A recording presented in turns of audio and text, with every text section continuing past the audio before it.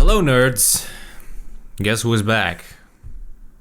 It's me again, David Avi, and oh shit, I forgot how to do everything here. Well, surprise, I didn't die, although my microphone did. That's why I was kinda late. I wanted to do something earlier, but one day I figured out my PC does not recognize this bastard as a microphone anymore, and I assume the problem is either USB port or firmware which has to be reinstalled or something, but as you can see there are some cracks here. I will try to focus for you. So yeah, you see some cracks here. I don't think it's a problem, but anyway, it doesn't work anymore. So as you guessed from the title, today I'm not going to play anything because, well, it's autumn again. I am studying. I am in the end of my bachelor's. This is the last year for me. So yeah, diploma is incoming and there's a lot of work and I'm still gaming too much. So I'm going to do something less meaningless today. And what I have prepared myself is this little bastard. And the story behind is, well, I'm an electric engineer and my job is to create circuits, to usually build those circuits, to program everything, and to make sure that client is able to use everything. It doesn't matter what it is, or it is a machine stuff in factory or fountain, doesn't matter. But the most complicated part is programming usually. So my director said, learn programming ARM microcontrollers, and if you master ARMs, you're able to master anything. So here I am. I went to my local store, I bought the cheapest possible variant of this. If I'm not mistaken, this bastard is STM32, F103, I guess. It's a long name, whatever. Well, today I'm going to inject first programming to this bastard, but I didn't try doing anything, so I'm going to learn everything here and now, because literally I just made sure that this bastard works. I found documentation, read a little bit, but I didn't try to program anything yet. So let's see what I will be able to do here. And here's the software we are going to work with. This is STM32 Cube IDE. First and most important, I'm not going to use HAL functions at all, because, well, again, with Arduino, you know, there are those functions which help you to write a readable and easily understandable code, but it's not that flexible. And I'm going to program in register level, which is not that easily understandable, but I will be writing comments anyway. If you don't know what register programming is, let me explain it pretty quick. You probably know that microcontroller has some memory inside. A big part of this memory is used just for storing data, but some of it can affect how microcontroller works. For example, if we take Arduino Uno, well, you probably tried working with Arduino IDE and you know that Arduino IDE gives a lot of functions which allow you to simply and understandably program these pins as inputs and outputs depending on what you need. But what is actually hiding behind these functions? Once you go to register level programming, you don't have pins from 0 to 7, for example. You actually have something called port D, and this port D can be configured with 3 main registers, which is port D itself, then DD or data direction register for port D, and pin D, which returns value of port D. So we start with DD register to configure which pin is going to be output and which one is going to be input, which input is equal to 0 and out is equal to 1. Then, if we configure our outputs, we can set port D, and by configuring this register, we set our pins to high or low. And if we have some inputs, we can use pin D in order to return values of our pins. So we are going to do quite similar things with our STM32 microcontroller. However, STM microcontrollers are much more difficult to program in register level and well, simply they have much more possibilities to do. So this is my objective for today. I am going to try to make some outputs to spit out some data for me. And for this task I prepared my little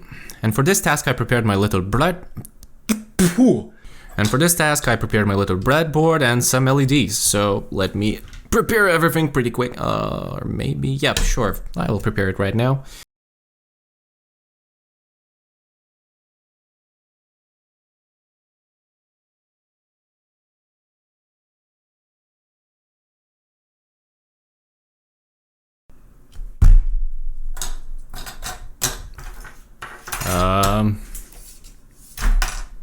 Shit.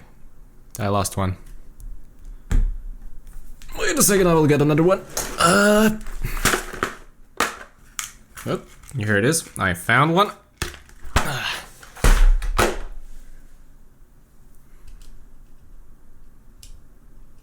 And here's our microcontroller here.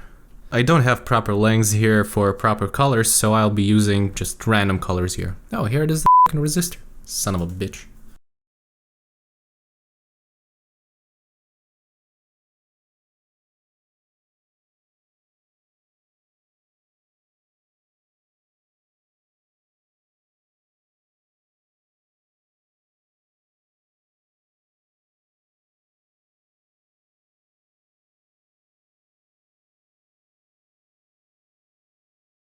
Well, yeah, not the most elegant circuit I've ever made, but I guess it will work. Fine, let's jump to programming now. Son of a bitch, I threw all my wires on the ground. Well, I hope it will be similar to Arduino here, because I literally don't know anything here. First of all, let's try to find those registers, and actually here we go. General purpose inputs outputs. There's a description. This is all we can do actually here. Inputs, analog inputs, outputs. Basically we will use outputs, but I'm not sure which one. I guess push-pull. I actually don't know what it is. What is open drain versus push-pull? I'll figure out this later. Alright, this all is not interesting for us, and basic configurations of bits. CNF, is that config? And mode itself. Okay, let's find these registers. And here we go, port configuration register. For lower part, as I understand, from 0... from 0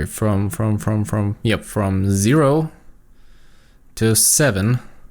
So if we put A instead of this X, we will get our register, which is GPIO A, C or L. We will be able to configure whether input or output our pin is.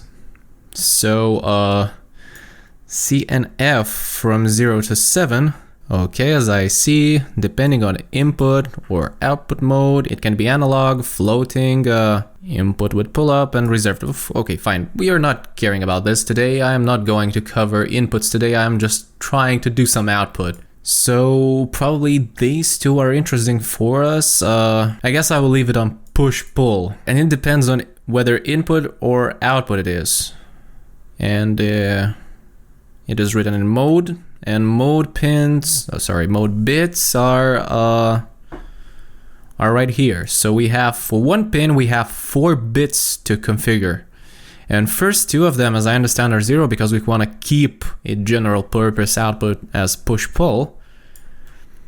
And in order to make it output, wow, we have some choices here. I think I'll keep it as a low speed output. So we have 0, 0, 1, 0. So probably our configuration is going to look like 0, but 8 8s. That's how it's going to look like in order to configure every single of them. Or maybe I'm mistaken. Wait, mode. No. Sorry, not 8 8s.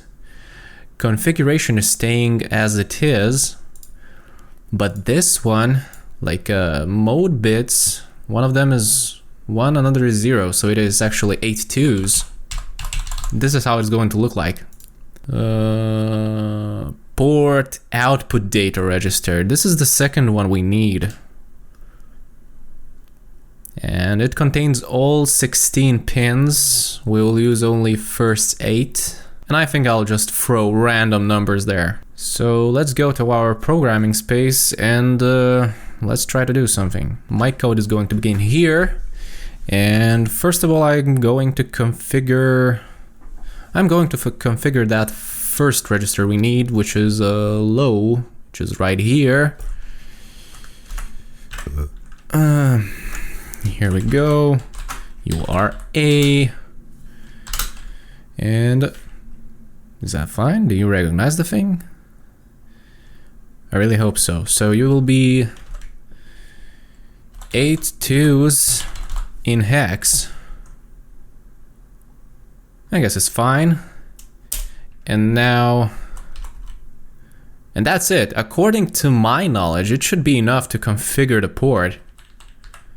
I don't know what else you'd want. So let's go pretty quick to configuring our outputs. What are we going to do here? Wait, this is... I'm lost. Output data register. Here we go. So we can read-write it. Fine, it is GPIO AOD OR. Here we go. And let's, I don't know, let's spit something, you know. First 8 bits are clear, so it's 0. I'll give you, for example, I don't know, 0 free word, whatever. It will work. Alright, can I compile it? What do you think? 3 f***ing errors, what's wrong with you? Ooh, I see. So we don't even have declared names for this. I am obviously missing some kind of libraries here. Let me check this out.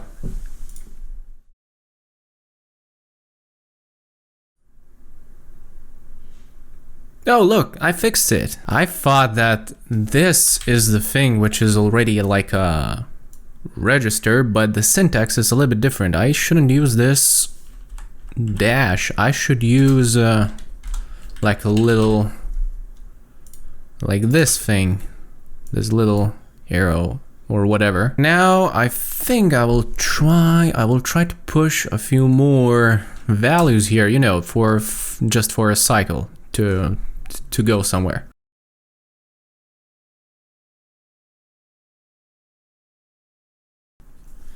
And now let's try to inject the program. Oh yes, of course, I completely forgot this. So we need a programmer here because this bastard kinda has a USB port, but it doesn't work for programming. You still need a programmer here.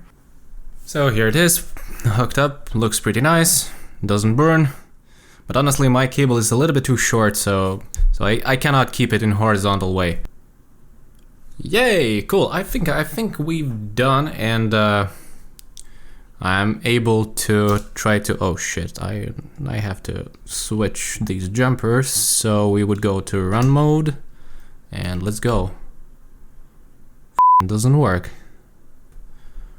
The hell is wrong with you?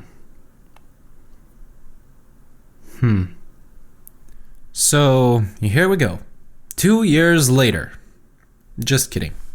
Actually, 2 hours later, I finally figured out what the problem was, and the truth is that for every peripheral in this microcontroller, I have to use specific timer. Doesn't matter what it is, or it is GPIO or USART or ADC or whatever. What I remember from programming Arduino, well, when I was using analog digital converter, which is technically analog input, I had to configure timer, but I didn't expect that there is a variety of timers for like every single peripheral, including ports. Like every single port has its own timer, and this is what I missed, this IOPA enable. And here we go.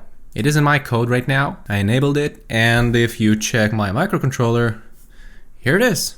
Alright, it's all fun and games, it's not simple blinking program, but still, you know, there are just some random LEDs flashing. I would like to inject some data here, and long time ago I made this little circuit which simply displays 4 digits for us. And it would be great to make this thing work, but first we should understand how 7-segment display works in general. So you probably know that 7-segment display has like 8 outputs for every single segment, including dot and 1 output. But everything gets more funny when you have actually 4 digits. We do understand that it's not optimal to keep 7 inputs for every single digit, so usually we have only 7 outputs, or if we have dot, we also have the 8th one, but these outputs are working for every single digit of these. They like don't have separate outputs, but they have separate inputs. And the thing is that if we want to display the digit, we have to enable it first, and then we have to close circuits with every single output if we want to make specific number. The meaning is, if we want to show a number with different digits, we cannot show that entire digit at once. We have to show every single digit one by one in such speed so our eye wouldn't catch the thing. And actually, it's pretty easy. Of course, again, it's not optimal to use so many pins. 11 pins are still too much for us. So what I did, I optimized the circuit long time ago by using 74LS47 chip, which is a binary to 7 segment decoder. And this is a relatively simple device which just takes 4 bits from our binary code and converts it into 7 segment. So that's what this chip does. And it saves us 3 pins. So let's modify our code into something more meaningful, let's say. So I've been doing the coding for this specific task already. First of all, we need a variable which would contain data about which digit we want to display and what kind of number should be in there. Let's say the higher part will be for our display digit variable. So it will be from 16 to 128, because digits in binary numbers mean like 1, 2, 4, 8, 16, 32, 64, and 128. So these digits will contain information where we want to display our number, and these 4 will encode the actual number we want to show. So let's say if we want to display number 5 in this section, in the second digit, we have to make 64, 4, and 1 pins high. The meaning that our number would be 69 or 43 in hex. So let's try to display this number. Let's remove this crap. And let's simply give you value of 43 here. Oops, sorry, it's actually 45 in hex. And here we go. Bits 0, 2, and 6 are now high, and we can simply hook this system up, and I will show how it looks on 7 segment display.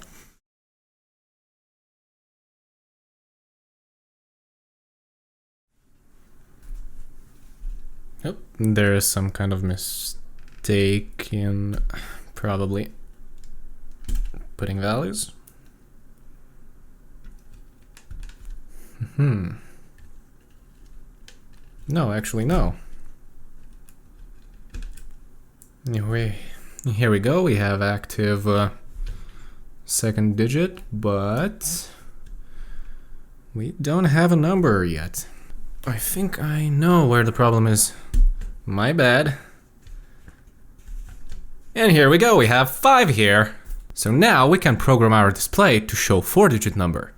Let's go back to our code, and well, probably I will leave these variables for later when I'll be improving the circuit, but I'll probably do it next time. Now I want to do what?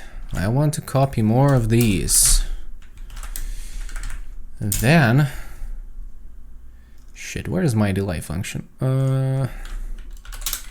My delay.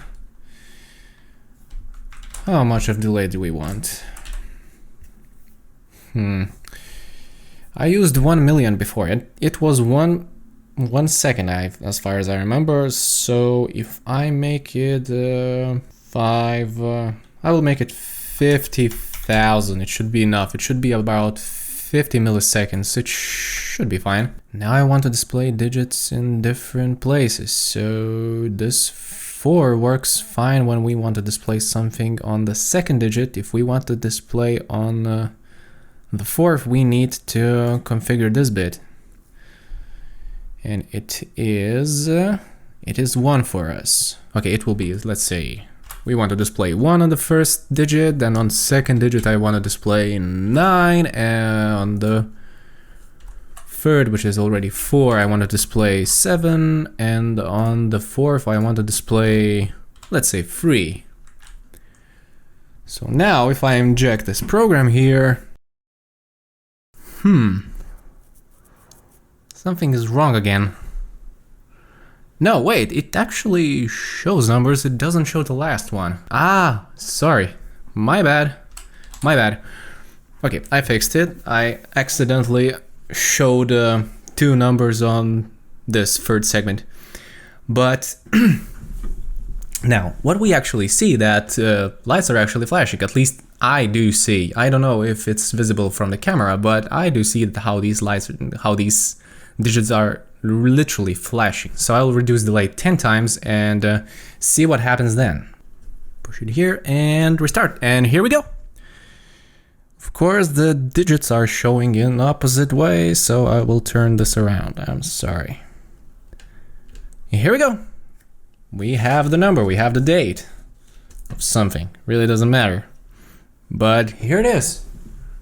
Can you see that thing? Oh shit, it's flashing for you. Well, I have no idea what to do, but actually I see pretty clearly all the numbers. I'll try to reduce the delay even more. I'll make delay 3000. So yeah, display is flashing for you like crazy, but I can clearly see numbers. Sadly, I cannot show it for you, but here it is. It works.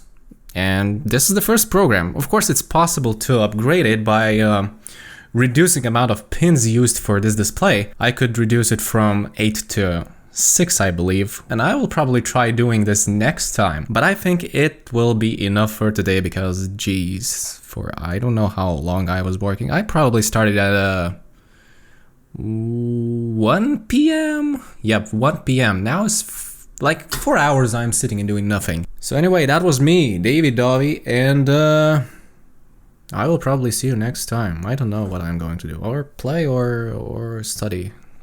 I don't know, whatever. So, see you!